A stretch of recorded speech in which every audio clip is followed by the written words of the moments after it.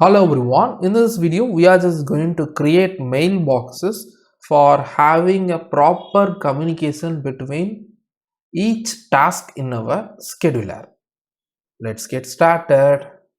So in our scheduler we are having three different tasks running: task 0, task 1 and task 2. So there must be some way to have this task 0 pass some information to task 1 and this task 1 properly receiving that particular information from task 0. So one way of doing that sharing of information is through implementing mailboxes. The other way is FIFO method that we will see in the next video. For now we are just going to initialize the mailbox and implement mailbox which will send a particular piece of information from one task to other. In our case, let's try to pass the information from task 0 to task 1 and we will receive the same information in the task 1 using mailbox. So I'm just going to comment out everything in our task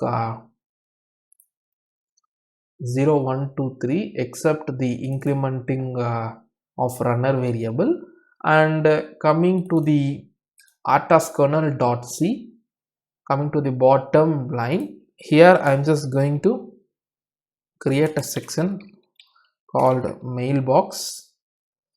So in this mailbox section I'm just going to write down the required APIs for initializing the mailbox and also for few APIs which we are going to create for sending an information and also for receiving an information. And first and foremost thing that we are going to do right over here is we are just going to create few variables. First variable is the data available in the mailbox variable, which is a uint8 type, and another variable of type uint32, that is mailbox data, which will hold the mailbox data, and another variable will be mailbox semaphore. So this is an important semaphore for passing the information in mailbox. And first and foremost function that we are going to create is mailbox init.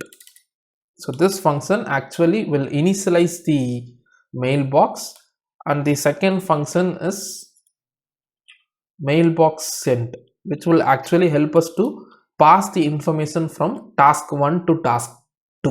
So we will use this RTOS mailbox send function in the sender task.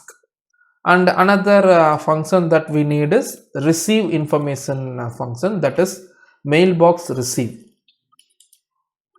That's it. And I'm just going to extend the scope of all these APIs in the .h file.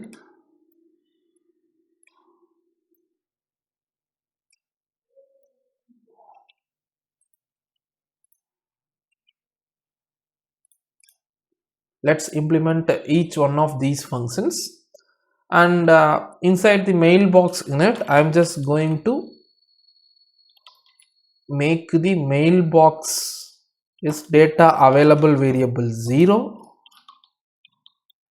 mailbox data variable 0, and mailbox semaphore variable passed inside the RTOS semaphore init. So address of this particular variable I am just initializing it as a semaphore with the value 0. So this will actually initialize this particular semaphore, that is the value of the second parameter will be passed inside the address of the first parameter variable. So we are initializing this particular semaphore to the mailbox feature in our scheduler. And coming to the send function, here we are just going to disable the IRQ first, and finally after everything obviously we will be enabling the IRQ. And after disabling the IRQ we are just going to check if the mailbox is data available is true. If it is true, we will enable the IRQ and we will return. Okay, and if it is not, we will actually pass the data parameter to the mailbox data, and is data available function of the mailbox, we will be making it as 1. So if the is data available variable is having the value 1, we will enable the interrupt and we will return from this function. And if it is not, we will be loading the mailbox data variable with the parameter data, and the is data available variable we will be making it as 1. And after everything, after enabling the IRQ, we will be setting the semaphore of mailbox, and after enabling the interrupt, we will be setting the semaphore of mailbox. So this particular value will be made 1. That's it. And coming inside the receive function, what we will do right over here is we will just actually wait until the semaphore is received. So cooperative wait of mailbox semaphore, if it is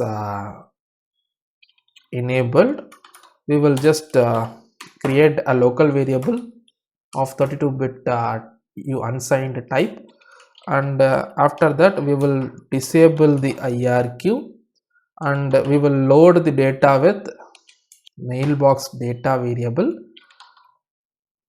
and here further we will make the variable is data available in the mailbox variable to be 0. And finally we will obviously enable the IRQ and we will return the data. So the mailbox receive function actually waits until the semaphore is set, and once it is set, or properly once it is set, we will load the data internal variable of the mailbox receive function with the mailbox data variable value, and this is data available will be made 0 and the enabling of interrupt happens. That's all. Now let's move to the main.c file, and here I am just going to create a variable called value. I'll create it as 777, and another variable I am just going to make it as received data with the value 0, and the task 0 I am just going to call the mailbox send function with the value. So this value variable is holding the data 777, and here received data variable I am just going to call the function RTOS mailbox receive. That's it. Now this particular value variable which is having the data 777 must be transmitted to this mailbox receive function that is inside this receive data variable, that is a global variable right over here, to this main.c file. So I'm just building this program, and I'm going to dump the flash to the microcontroller and also switch to the debug view of Keel Microvision IDE by clicking on this particular icon right over here, or by clicking Ctrl plus F5 in your Windows keyboard. Now I'm just going to add this value and also received data variable, value variable and received data variable to the watch window. Now when I run this, you can see the received data has been received successfully with the value 777, which is the value of the value variable right over here in main.c file. So that's it.